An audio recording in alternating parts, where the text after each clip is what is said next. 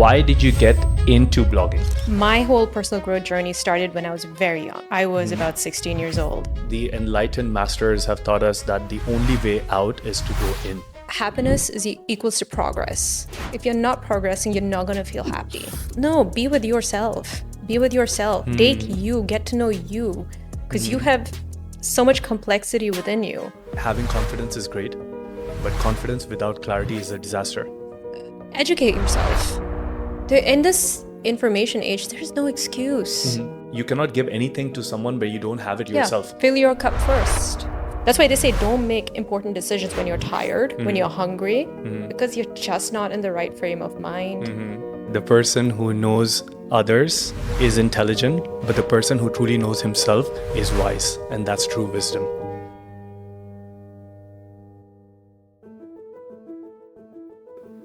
Seline, welcome to the Ship with CJ podcast. How are you today? I'm doing wonderful. I am so happy to be here with you. Thank you for being here. I'm really excited because I have so many questions for you, especially around your new book that is going to be launched soon called The Nomadic Soul. But first, before we get into those exciting questions, you have such an interesting backstory from when you started your blog, then your podcast. I want you to tell our listeners, why did you get into blogging? What was the backstory? Well, the inspiration behind my blog, first of all, I want to start out by saying that my whole personal growth journey started when I was very young. I was about 16 years old, and I started watching the Oprah Winfrey Show. And I'm not sure if you're familiar with her show, but in the 90s, she used to bring all these personal growth authors and these spiritual leaders, and I would just absorb it like a sponge. I don't know why. That was pretty young, if you think about it. And I started buying their books, and I was reading it voraciously, taking notes. So that early inclination was there from a pretty young age. So I've been in this whole world for such a long time, and I just felt like it was a natural step for me to take. I was a life coach for a few years, and then I was sending out a lot of newsletters to my clients. And they told me that I have a gift for writing. They said, "We love your newsletter." And then I said, okay, I could probably do something with this. So I had a look at all my newsletters, and I said, why don't I create a blog? Because blogging was just at its inception at that time. It was starting to pick up. And I said, okay, I need to get on this bandwagon and start. And at the same time, I was also just coming out of a very challenging phase in my life. And I was feeling very raw. So I felt like that state of mind, that state of heart was perfect to start writing. And I feel that by doing that, at that point of time in my life, was very important because readers could pick up on my authenticity. They could feel that. When I started, my blog posts were pretty short, but later on, they became much longer once I realized that people were liking the content and were really responding.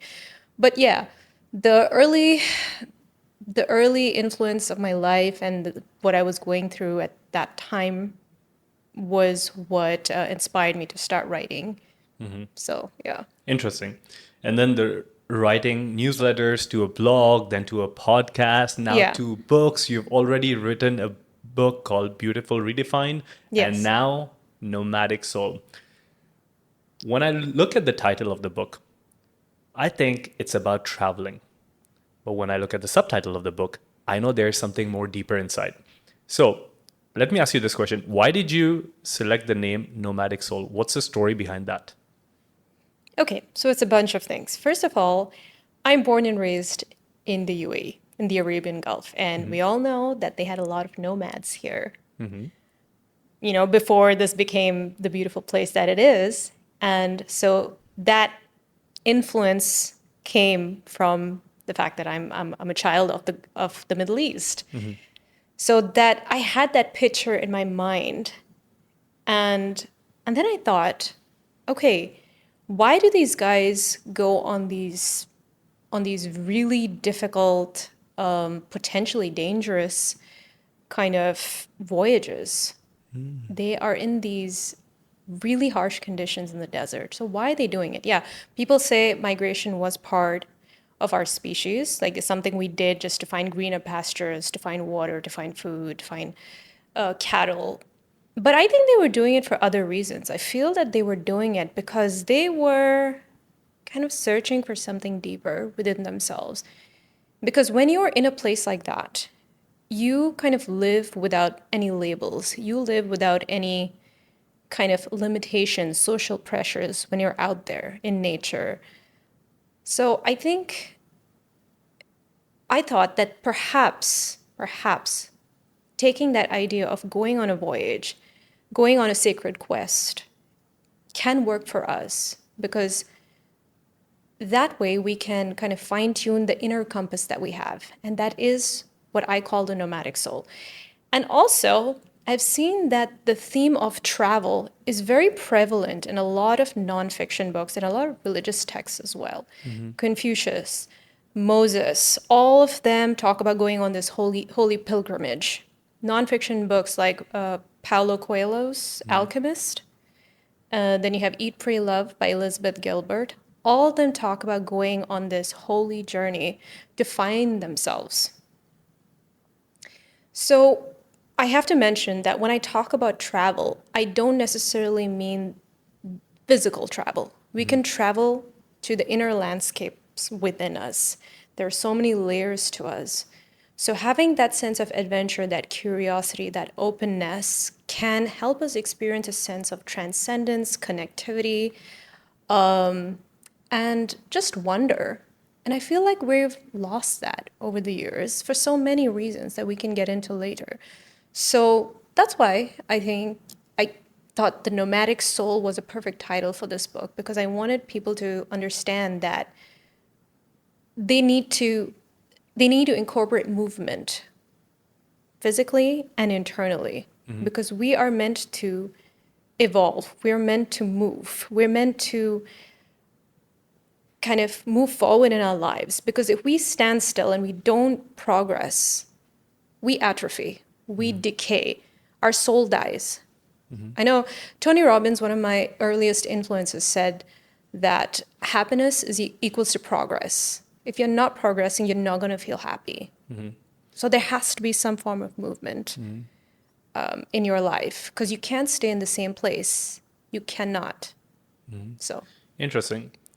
That also reminds me of Maslow's hierarchy of needs. yes, And that also is like a pyramid.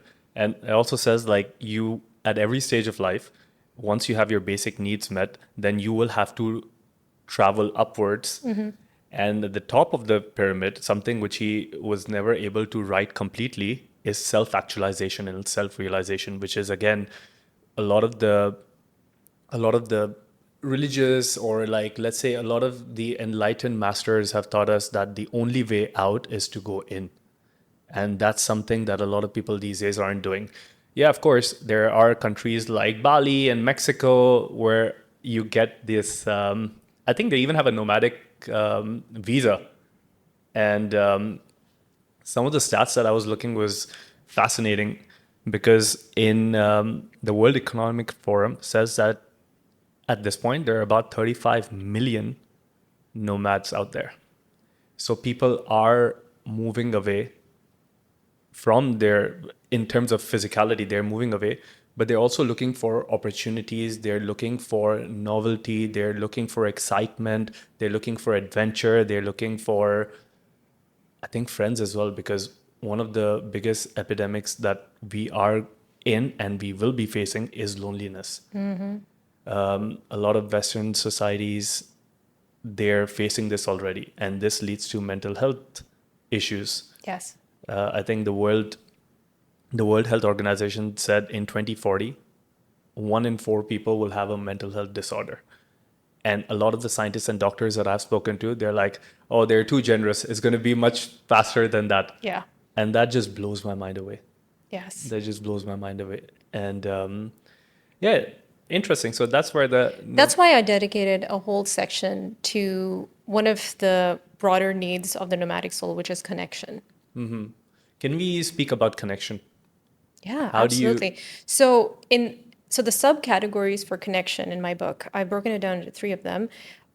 Connection with ourselves, so getting into our interior world, connection with other living beings, so that means nature, animals, other people, and connection to a force bigger than ourselves, a greater force, which you could do through religion, through creativity, through whatever way suits you, so, whatever spiritual path suits you. So I think those are the needs of connection that we need to meet for us to feel that sense of, to feel, I don't know, to feel anchored, to feel like we belong somewhere. And I feel like people don't feel like they belong anymore. Our communities and our family structures have steadily been being broken down, especially in individualistic cultures. Our collectivistic cultures, we still have family intact and we're still close to family. But in the individualistic cultures, in the West mostly, the family ties are breaking. Children are feeling more and more isolated. Their parents are getting divorced, and teenagers are feeling alienated from their friends because they're on social media all day, connecting with people who they don't know, but they would love because they're their followers. But there's that, they don't feel like they have that sense of support. They don't have people who understand them. And we need someone to understand us, to get us, even if it's just one person. Because we humans are social beings. We are built for connection. We're built for love. We're built for vulnerability. If we don't have that, we will wither like a flower. There's an ancient text. It's a book actually, collection of verses called the Bhagavad Gita, and in that, Krishna, who is this divine figure, talks to a warrior prince, and he tells him, "He who sees himself in everyone, and he who sees everyone in himself can actually reach the highest point in nature called the Brahman." So he can Yes. get this divine consciousness. But for that, you need to make sure that you see others as yourself and you see yourself as everyone. And this includes the plants, the animals, Yeah. the birds, the mountain. And the whole concept of yoga, which goes more than just twisting and turning and all the yoga Yeah. that we see, Yeah. is It's a it's a state of journey. mind, Yeah, right? it's a Yeah. journey. Yeah. It's a journey of oneself Yeah. within themselves to find themselves and to find everything else. So it's that whole connection piece that, very interestingly, like you put it, do you think social media is the only thing that's ruining this whole connection piece, or are there some other factors? Yeah, like I said, the breakdown of the family. We don't have community as much as we used to. Back in the day, people, you knew your neighbors and people lived closer to each other. They were dependent on each other. Like they'd go to someone's house and be like, hey, can I have a cup of sugar? That sort of relationship was there. Doesn't happen Everyone knew anymore. everyone. I was recently in Egypt, and I felt like I was in a time capsule because a lot of the things they do there, like now it would seem dated, but it felt dated, but I liked being in that kind of place where they still upheld some of the values that we don't have in modern cities. Like everyone knew each other. There was a sense of brotherhood, and even like a taxi driver was like, hey, how are you doing? Like on the road, like I don't know if they really know each other.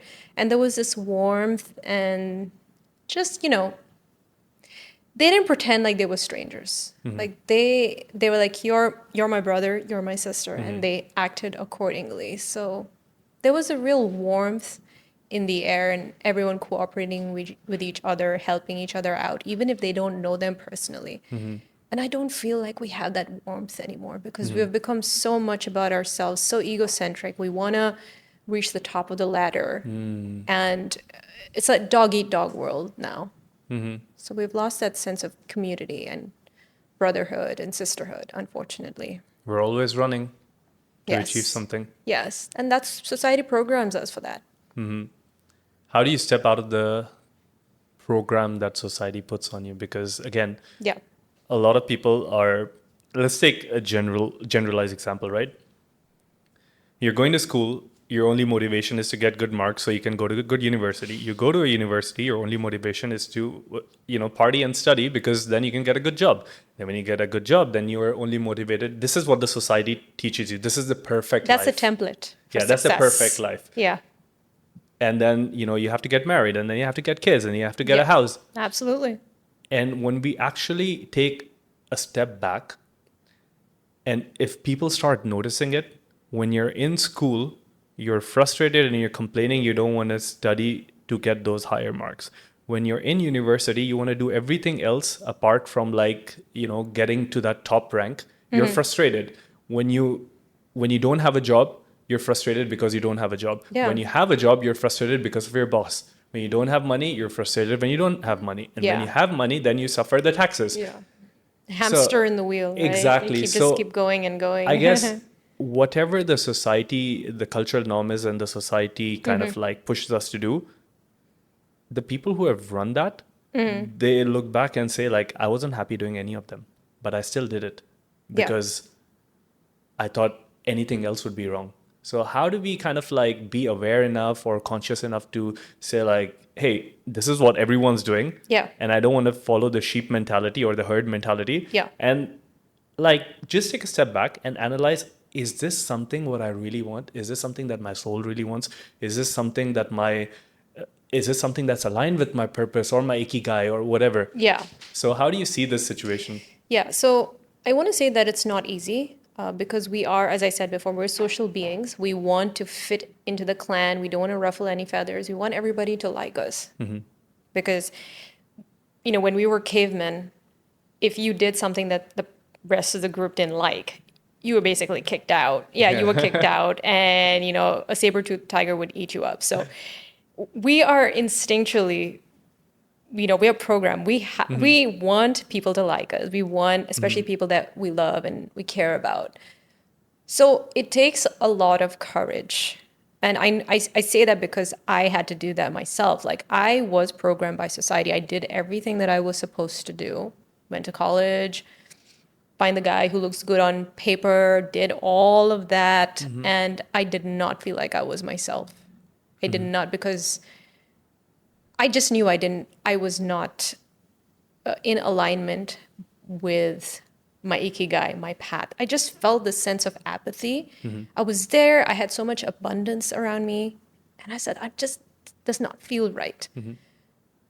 So making that transformation has to begin from within and getting clarity about, okay, who am I? What is it that I want? And that's something I mentioned in the nomadic soul. The first one is developing an authentic identity. You have to go within and get clear about, what are my values? What's important to me? What do I really want my life to look like? What is my vision? And you may not get it all right. At least have something. And as you go along, you will refine it. You will change it. It will happen a lot. But start somewhere. For me, journaling was really helpful. I had coaches, I had therapists, I talked about it.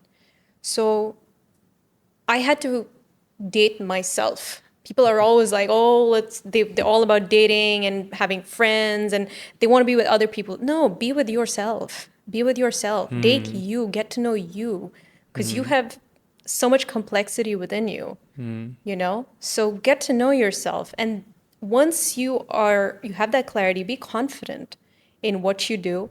And find something that you can do which will make you useful. It doesn't have to be your job. Find something where you can contribute.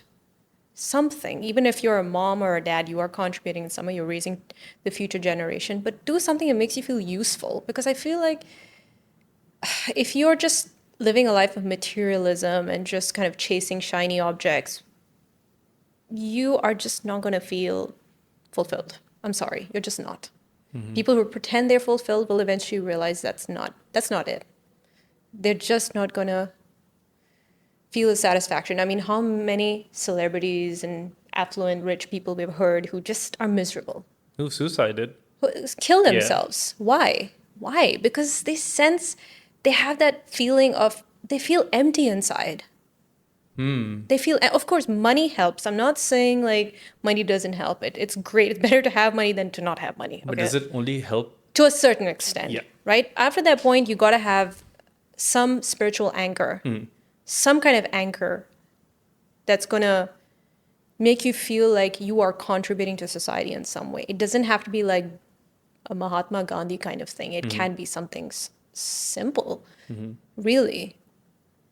And I think that if people find that, they would really solve most of their problems, I believe. Reminds me of Lao Tzu from Tao Te Ching. He Yeah. says, Oh, I love that. the Lao Tzu is person, awesome. the person who knows others Yeah. is intelligent, but the person who truly knows himself is wise, and that's true wisdom. Yeah. So once you kind of, and that there's the same concept like you're sharing, go inside, Yes. ask the right questions, Ask the right questions. get clear. Don't just be, okay, having confidence is great, but confidence without clarity is a disaster. Exactly. In which most of the people that we see these days. Yeah. And I have to say, get feedback from others also. Like, because you might have blind spots. You might see yourself, there's a risk of grandiosity, seeing yourself as more than you actually are, or you can, inferiority, seeing yourself as, less capable than you are. So I think it's good to have feedback from people you trust, from a therapist, from a coach, so you can gain perspective on yourself, that outside perspective. Someone who's not biased at all. Someone right? who's not biased, Okay. and of course, who is a well-wisher. What was the term you Because there are mentioned? snakes out there. You need to watch out. Sorry? Grandiosity. Grandiosity. Okay, that's a new Yeah, I term learned that can from add. Robert Greene. That really hit me in a big way when I read it. Because I thought of so many people when I read that. People who think they're larger than life. He talks about, the example he gives is about Michael Eisner. He was the former CEO of Disney. And he was on a good streak. Like, he was a guy who was behind like The Lion King, Beauty and the Beast, and all the classics that did super well at the box office. But then he got ahead of himself. He overestimated his ability to lead the company. He didn't listen to advisors, and then they started going downhill at a certain point. And he said that, well, he was suffering from the sense of grandiosity. He got too overconfident. He believed that he was omnipotent. He could do anything. Nothing he does could go wrong. And he also had like a lot of people who were singing his praises, like, you're great, you're amazing. This is the thing, rich and famous people have to watch out for, because if you are having all these people around you who are just singing your praise, you're going to be prone to grandiosity. You need critics as well, people who can say, hey, And then, So- in his case, Yeah. when you have a perfect situation like this where you have seen some sort of a success, Yeah. and then a lot of people are kind of, they anchor you in a way. And then what happens is two cognitive biases kick in. One is the anchoring bias, which is when someone leads you to an impression, oh, you're great. And then you see a little bit of success, your dopamine systems, your reward systems in the brain get triggered. Absolutely. And then you have this confirmation bias where you think what you believe is much better and greater than anyone else. And you often disregard any other opinion because it doesn't match with your initial belief. So that's so. Yeah, I mean, all the kings and emperors, that's what they had. Their court was filled with, what they call sycophants, people who are just like, they wouldn't dare say, hey, what you did was stupid there. They would not like. So, I mean, when you have power, you have to use it wisely. What's that saying? With great power comes great responsibility. Hashtag Spider-Man. Hashtag Spider-Man, yeah. I believe Voltaire said that. Okay. French philosopher. Oh, did he? Yeah. I just saw it in the Spider-Man Anyway, movie. it's okay. Yeah. You could still say Spider-Man. But yeah, so if you're in a state of power or privilege, you've been given a lot of freedoms, you have more money, or you have, you just have a good life compared to other people, you should use it wisely. Yeah, and people forget that. And we've seen, like you mentioned, we've seen this as a recurring theme in history. Oh, yeah. Every time people double down on their power, their ability to affect people, it kind of like creates this, kind of messes with their brain. So that's why it gets to their head. Yeah. It's intoxicating. It's really intoxicating. How does someone? But not all of them. There are examples in history of leaders who were able to put that in perspective and rule with compassion, rule responsibly. There are a lot of them. Yeah, I guess compassion is the thing. Oh, yeah. You need You got to be an empathetic leader. You have to be. You're leading people. What if you're not leading people? What if someone listening to this podcast is just... Everyone's a leader. It just, the scale doesn't matter. You're a leader of your life, essentially. You're the CEO of your life. You run the show. You make the decisions. You handle your schedule. Interesting. Or as a parent, you're a leader of your kids. I mean, that doesn't mean you lord over them, but you have that responsibility, you know. So everyone who's listening, start identifying yourself as a leader. As a leader, yeah. You That's are a more leader. empowering. Yeah, of course. And that makes you more accountable, makes you more responsible. Yeah, because without those two, like, you're just gonna like, you're not gonna take your life seriously, and you're just gonna like be like a leaf floating in the wind.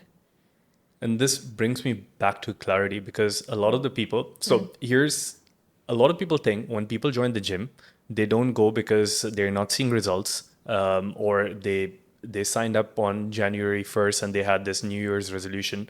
And all of those things matter. Yeah. But the main reason why people quit gym is because when they land up in the gym, they don't know what to do. They might hear like, hey, this workout is great for you.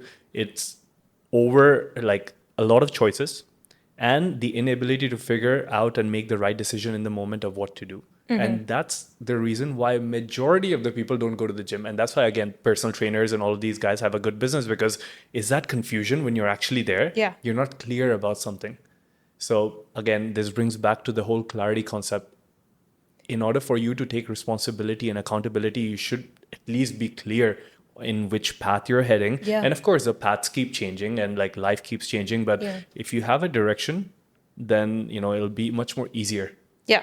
And, going back to your example about the gym and being lost about, which machine should I use? How should I do it? How many reps should I do? Educate yourself. In this information age, there's no excuse.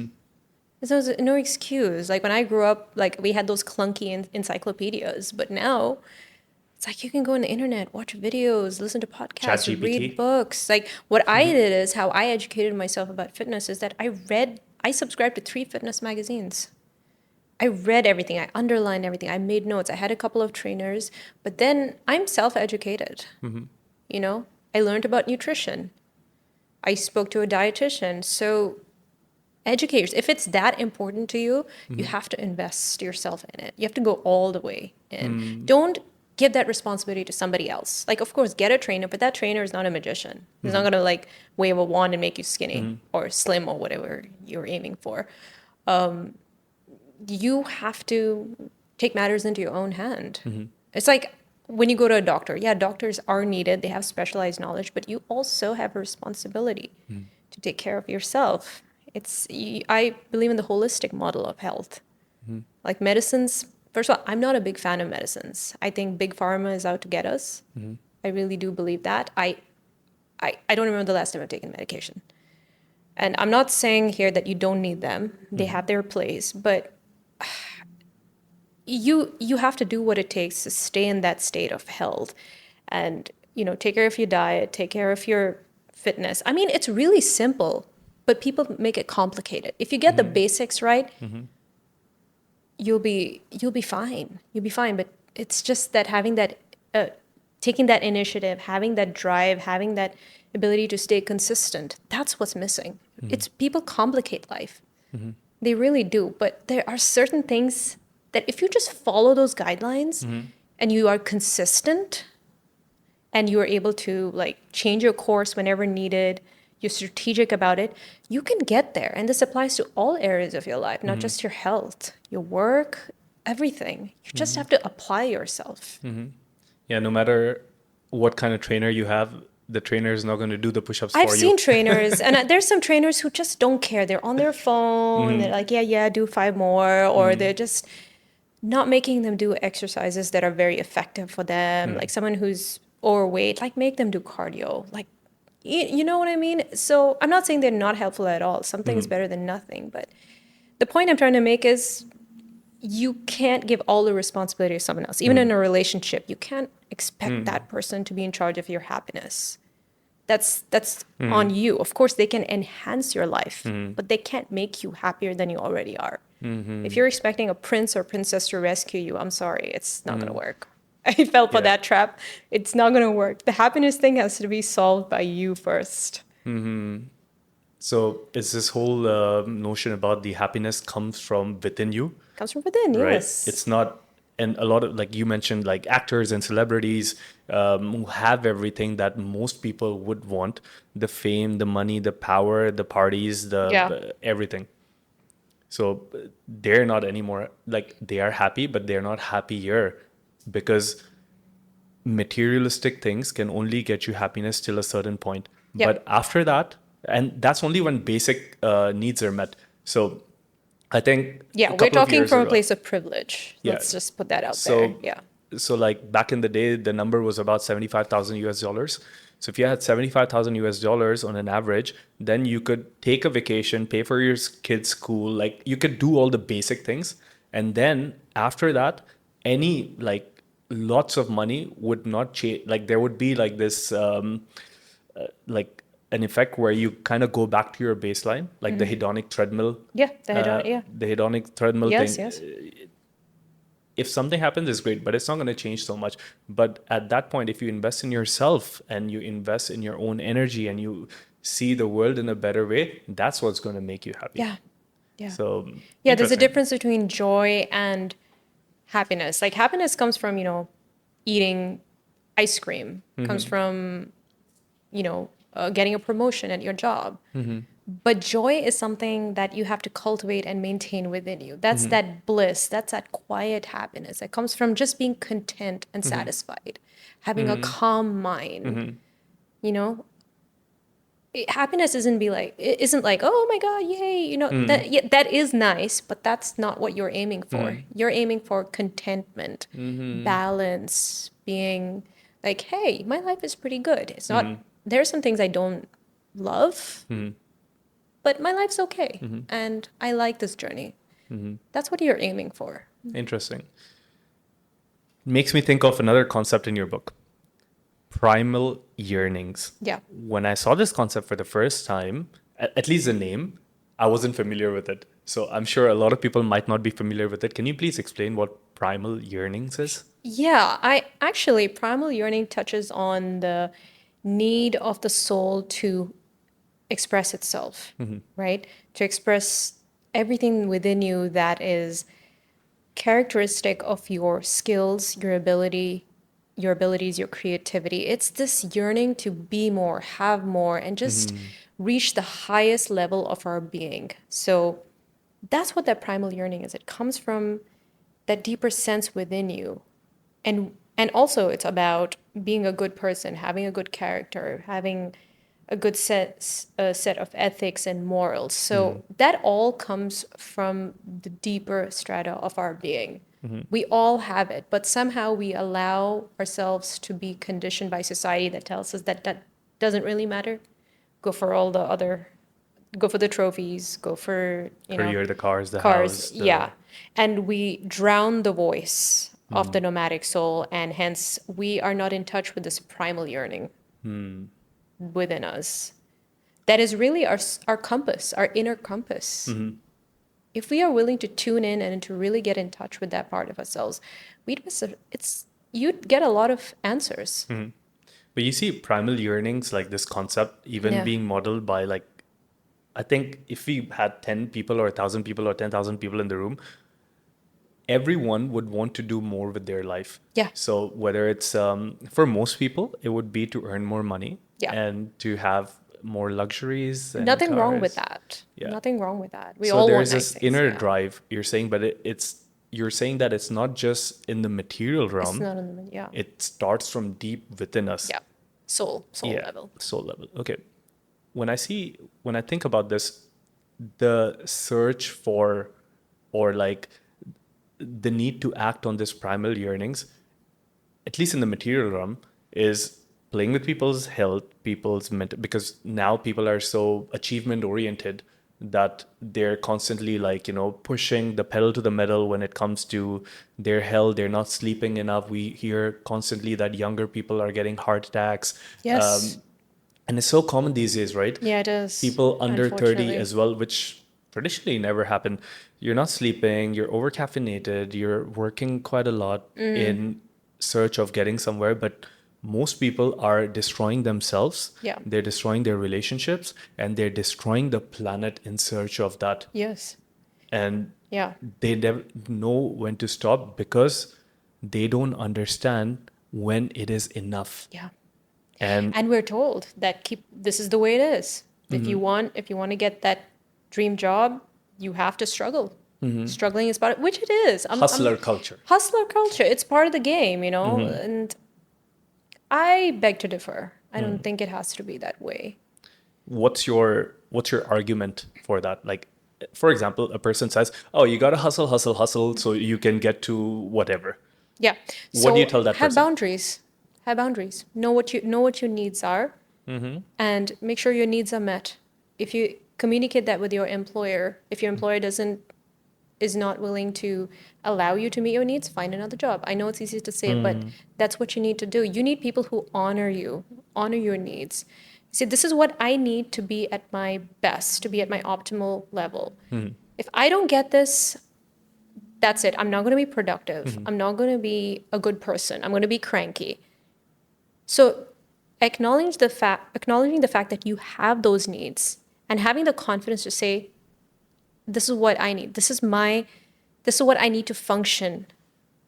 So having that self-love, that sense of self-love, that you are worthy enough to take care of yourself and communicating that with others. And they will understand that. They have to understand it. And boundaries are really important, like healthy boundaries. Communicate that with your partner, with your family. That's something that's come easily to me my whole life. Thank goodness. I was not a people pleaser. I was a little bit for some time in my life, but for the most part, I could say no. And I can still say no. That's a superpower because a Oh, lot yeah. of people these days, Yeah. or like at least the people that I know or Yeah. the people that I come across, they don't know how to say no. And this, they get too stressed out and burned out because of the ability of not Yeah. saying no. And you touched on something really important, which is cultivating that self-love, which I think a lot of people are missing. Correct me if I'm wrong. A lot of people around the world, they want to kind of be under this illusion that they can give love to other people. But Yeah. I think you cannot give something to someone. You cannot give anything to someone where you don't have it Yeah. yourself. Fill your cup first. Fill your cup first. Yeah. So do you see this a lot as well? Like a lot of people, they're not paying enough time, attention, energy, love to themselves. Because again, like when we look at like all these ancient teachings, they always talk about, like, I think I remember one from Buddha. He says that you yourself, Yeah. as much as anyone else in this universe, is worthy of your own attention Yeah. and love. Yeah. Well, I think first of all, people don't know what self-love looks like. What is that exactly? Is that a tree-hugging concept? That's so vague. So first of all, define what self-love means to you. Is it coming home after work and having a bubble bath or having, time with your kids? What does self-love look like to you? Is it going and having a manicure once a month, getting a massage? What is it? How do you define self-love for yourself? How do you know that you are loving yourself? What are the acts? What are the practices that'll make you feel good? So I think that's one thing. And what was your question about if is self-love Yeah, on the decline? Is that your question? So I see it personally that it's Yeah. on the decline because Yeah. I see a lot of people, they just want to give away to others, but they don't want to Yeah. spend time Yeah, on and themselves. yeah, so I see that more in collectivistic cultures where people feel like they're obligated to meet the needs of their family. So they feel like that sacrificial kind of nature. Oh, family comes first. I don't know if you know collectivistic cultures like Asian cultures mostly, and I know the Hispanic cultures. Individualistic cultures are better at standing up for themselves. So, and also women are, because they're more emotional, they're more in touch with their emotions, they are more likely to do things for themselves. Get a Men, manicure and yeah, and men on the other hand are asked to, rough it out, be a man, like don't be such a pansy, like, and I think they're more prone to neglecting their needs, which is why there's a rise in the number of people, young men committing suicide, falling into depression. That number is escalating. I think that's the reason why society doesn't give them that permission to, just to explore their feelings. And the expectations on them are extremely high. So I think a lot of them are crumbling under that pressure. We also know traditionally that men their lifespans are shorter than women's, and they die of a heart attack much faster. Because they don't know how to process their feelings. And I feel bad for them. I really do. How can women, let's say you're a woman, how can women support men in this crazy times that we're living in, where they have these unrealistic pressures? And, as a man, you also have an inherent need to provide, to kind of, be the leader of the tribe, or like your tribe being your family. And with inflation going up, there's, of course, there are two sides of this coin, right? And you can see it, the cup is half full or half empty. But generally, how can women like support men in this crazy times? Yeah, that's a good question. So I'd recommend knowing their love language. I don't know if you're familiar. No, love please language. Tell us about it.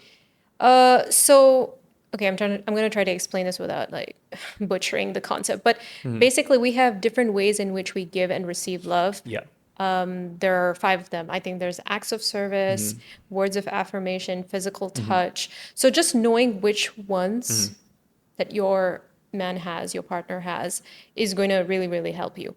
And then secondly, observe them. Observe them, listen to them, because men aren't as communicative as women are. And they express themselves very differently. Watch their patterns, watch their facial expressions. Just all you need to do is just be present with them. And that applies to any human being.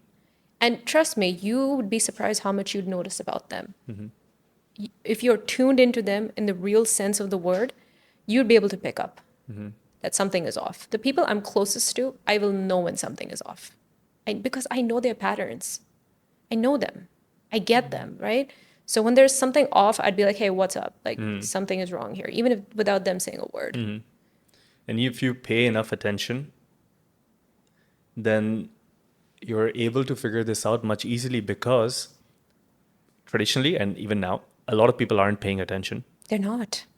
They're not present in the moment, and our brains are exceptional at pattern recognition. Absolutely. We navigate the world by having a lot of this pattern recognition systems built into centers of our brain, because if you had to always figure things out, your brain's going to use a lot of energy, and the brain doesn't like it. So it creates these shortcuts, these hacks around it.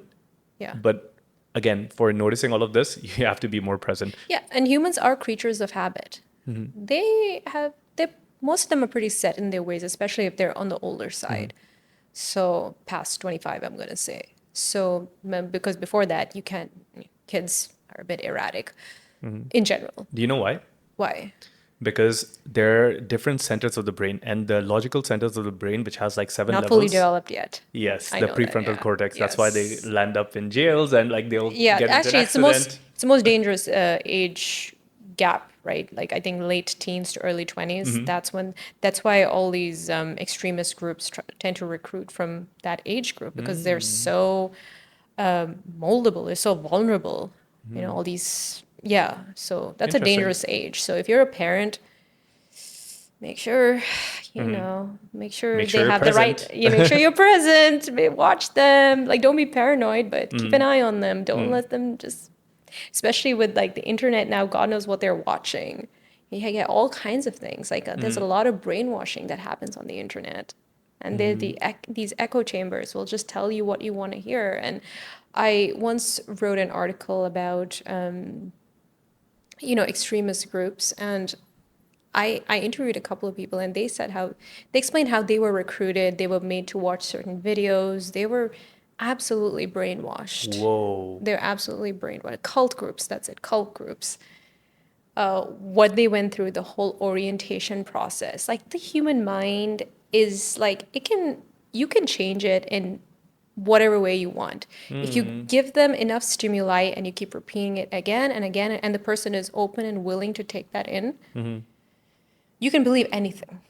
People believe the Earth was the center of the universe. I mean, it's like you can believe anything. People have believed all kinds of crazy things in history, and they still do now. So Now people think they're the center of everything. pretty much, yeah. So guard your mind, guard it. Like have a proper mental diet. What are you taking in? Who are you? Who do you have around you? You know, I'm very careful about my mental diet and who I listen to and what I read, what I watch. I guard it. But it's so difficult for kids, like you were mentioning, because they don't have enough life experience to know what's right, what's wrong. Parents are working, they're busy with their own stuff. They don't have enough attention on what's going on, and especially the algorithm, the way it works. Like, for example, if you're scrolling through content, right, on Instagram, within a minute, you can scroll through 90 feet of information. That's crazy. So we're looking at maybe in a 5-minute window, you can look anywhere between like 400 to 500 feet of information. Yeah. And most people will have like 8 hours of screen time, 7 hours of screen time. So it's difficult. Yeah. So I'm not a parenting expert, but I can offer a resource. I don't know if you've heard of Dr. Shefali. Yes. I had her on my podcast a couple of years ago. So she has brilliant books on parenting, conscious parenting. So I'd recommend checking out her books, her videos. She even has some online courses. So she would help you in that respect if you're a parent worried about your children. Interesting. I read a blog of yours, Yeah. which was around decision making. And there was about decision making and decision making fatigue. Yeah. And there was a stat in there which blew my mind away. I think it was from the University of Minnesota. And they said that an average person makes 35,000 decisions every day. Yeah. As soon as I read that, I was like, what? Yeah. 35,000 decisions. And with every decision, our brain gets tired. Yeah. And we get to decision-making fatigue. So if someone who's never heard about this, like, what is decision-making fatigue and how often do people get it? You described it perfectly. That's exactly what it is. I mean, our mind has a limited bandwidth. So after a certain point, and because making decisions, it requires a lot of energy. It requires a lot of cognitive energy and even emotional if it's an emotional decision. Well, most decisions involve emotion to a certain extent. And we have a very limited reserve of energy. So after a certain point, we just can't think straight. We lose our sense of logic and our reptilian brain starts taking over, our subconscious mind takes over. And that part of our brain is not the best at making this. You want the logical mind to be involved. And especially, that's why they say don't make important decisions when you're tired, when you're hungry, because you're just not in the right frame of mind to do that. Delay it as much as possible. So if you have decision fatigue, do something to limit your options, like whittle down your schedule if you can, and make your most important decisions in the morning or whenever you feel you're like the most alert. And yeah, just be wary of that, because in modern day life, that is a really big phenomenon that you have to be wary of. Yeah, you know, I try to limit my decisions as much as possible. Like I try to automate my life. I know a good person, James Clear, he talks about this a lot. In Atomic Habits. Automate your life as much as possible so that you don't have to use your mind all the time. Like I eat the same thing. Like I have a little bit of variety on the weekends, but I eat pretty much the same thing. I have like my wardrobe. I have certain clothes I know when I'm going to wear, and you know, I've organized it. So it's just making sure you're aware of like what suits you, and then kind of just you know put that into your life and automate it. I think that will limit the number of decisions you have to make. And I always envy like the locals or anyone who wears a uniform, because it's like they wear the same. It's like you wear the same. I know Barack Obama. I think he had like only 1 or 2 T-shirts he chose when he was president. So because he had so many decisions to make. So he's like, I'm not sure how many. Probably 2. If I'm correct me if I'm wrong, people. But yeah, he would just like he's going to wear a blue shirt or a gray shirt. That's it. You know that I don't want to complicate my life in that matter, because then in the morning I have to make all kinds of you know very important decisions that impact the country and the whole world potentially. this is also the same reason why, at least earlier, you would see Mark Zuckerberg in the same T-shirt. Exactly, You see Mark Steve Zuckerberg. Jobs Yes, in the same yes. T-shirt. Why do they do that? Is because they don't It's want to like, take that decision yeah, next morning, exactly. right? So it's just like easy. Like you It's want to eat the easy. same, you get to eat the same things Yeah, because I know it works. yeah. It works. It's getting me the results I want. So, you know, if it ain't broken, don't fix it, as the saying goes. I like to tell people like one easy thing that they can do or they can implement in their life is that they can spend 10 minutes at the end of their day Yeah. and write down all the kind of decisions they will be taking for the next day. So Yeah. this That's a good way, one. what are you going to wear? Simple things. What shoes are you going to have? Because some people, Yeah. like I know a lot of people will spend like 10 to 15 minutes contemplating on what shoes will look good with their Yeah. dress or, you know, Women, yeah. mostly. Nowadays even men, like, you know, Oh, and these yeah. are The simple. metrosexuals. Yeah. There are simple decisions Yeah. which you can do and you can create this sort of like A a system. yeah, A system, system. like an automated system. Yes. And I think our brain likes that Yeah. because of the same thing that I mentioned earlier, Yeah. the We find patterns. comfort. We find comfort in predictability. We do need some variety, we need some spontaneity, but for the most part we like things to be predictable. I mean, it's different for every person. I know a certain personality test will show you, I think the big five will show you how open you are to novelty and change. For some people it's more, some people it's less. Like, you know, there are some people who like their routine and want Yeah. to do the same thing all the time, and that's a bit too much. So Yeah.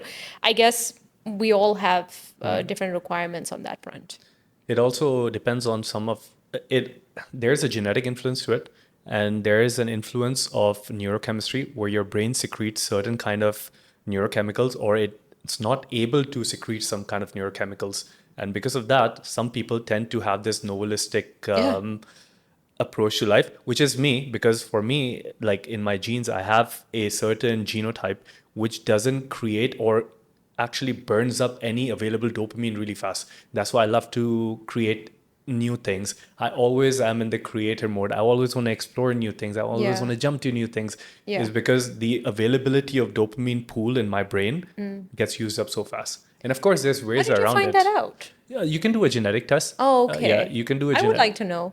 So, Yeah, you can do a genetic test. It can tell yeah. you a lot of things. Yeah. And then, of course, there are other esoteric stuff as well, Yeah. which kind of like, you know, the memory, your DNA memory, the memory of your ancestors, your whole karmic footprint. All of these things Okay. influence the way you are at the moment. Of Yes. course, you have a conscious choice, but sometimes it's difficult. Yes. Interesting. Celine, I can keep on talking I to you for know. hours. Is it 1 hour already? It's Yeah, like, we're almost at the end of this podcast. wow, So let me ask you this flew by. question. Yeah. If you had a time machine and you could go back in time to a younger self, to your younger self, what would be that one piece of advice you would give yourself? How young are we talking? Your choice. I'll leave the remote control in your hand. You can go as far as you want. Well, I have to admit that I have for the longest time I was very critical of my younger self. I'm like, man, you should have done this right. You should have done that right. And so, and it's something I've had to actually work on to have compassion for myself when I was younger, because they say that you do the best you can at the level of consciousness you had at that time. So, I would probably tell my younger self, don't worry so much and trust yourself. Trust trust your dreams, trust the inclinations that you're getting, because there is some truth to it. Like, don't allow society to drown that voice within you. Because so many times we doubt ourselves. We're like, am I doing the right thing? Is this the way I'm supposed to be running my life? So don't give into societal pressure and really listen to yourself and find a support system. I wish I found a group of kindred spirits who was able to get me and really give me the guidance that I needed. So yeah, I would say that stay tuned into your inner voice, find a good support system, and don't let the voices of society drown And don't your. worry. Don't worry, and don't drown that wisdom within you. Trust it more. Trust it. When is your book launching? What is exciting for you now? My book, I am super excited because it's my baby. I've been working on it for a couple of years now. It'll come out in September, but it's available for pre-order now, and We'll put the the link in the link, show notes yes, so everyone can go and grab your yes, copy of The the Nomadic nomadic Soul. soul, yes, Celine, it's been an amazing time. I yes, loved our conversation. Thank you so much for yes. being on the show. Thank you so much for doing all the great work that you're doing. You've inspired so many lives, so many Thank you people. so You bring in much. so much of this new way of, not new way, but like a more realized, a more conscious, a more, I would say, even a more effective way of just being, Thank you. which a lot Yeah. of people have benefited from. I personally benefited a lot from this conversation. I can tell you this. Thank you. I really received that. Thank you so much. And I have to say congratulations on your work and all the wonderful content you're putting out there and being a pioneer for health and wellness. I appreciate And that. yeah, you're part of the team. You're part of the Lightworker team. Yeah, exactly. From one host to another, Thank you. you're really good. I appreciate that. Yeah. Thank you so much. Also want to mention my podcast, the Dreamcatcher Of course, we podcast. never spoke Yes. about that. Yeah, I've got an archive of over 400 episodes. That includes 160 interviews with spiritual leaders, with best-selling authors. So definitely check that out. Yes, please, everyone, go and subscribe wherever your favorite podcast station is. Yeah. And you have a YouTube as well, right? Yes, Yeah, yes, we do audio and video. go to YouTube, go to Apple Podcasts, go to Spotify, Yeah, it's called the subscribe to Dreamcatcher podcast. Dreamcatcher podcast with Celine. Yes. And this is me, CJ, your host, signing out of the Ship for CJ podcast. Everyone, have a great week, a great lifetime ahead of you. And remember, do not lower that voice that's coming from inside. It's telling you something.